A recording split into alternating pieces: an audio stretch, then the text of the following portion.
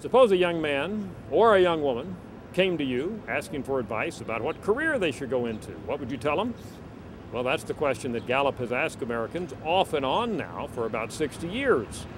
Let's look at the most current results. We just asked that question. First of all, advice for a young man seeking a career, what would you say?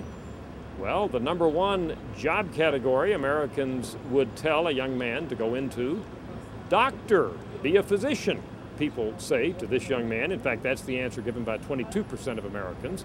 That's followed by computers, something in the computer field at 7%, and all the other fields go down below that. Get a trade, have some kind of blue-collar occupation at 6%, and then technology, self-employment in business, engineering, and then below that, the military and teaching.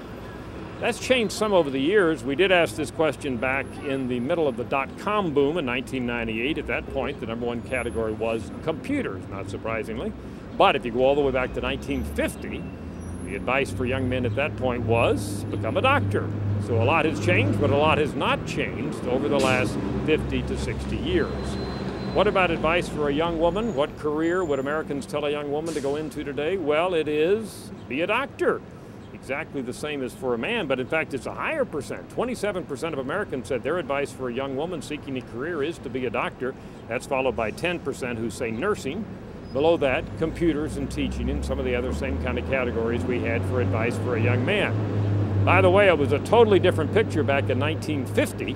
The number one profession was nursing, followed by teaching, followed by something having to do with clerical work or be a secretary, and that was followed by be a dietitian or go into home economics.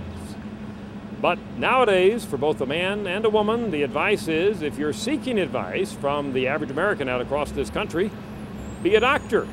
That's easier said than done, of course, but that's the field Americans think you should go into if you had a choice.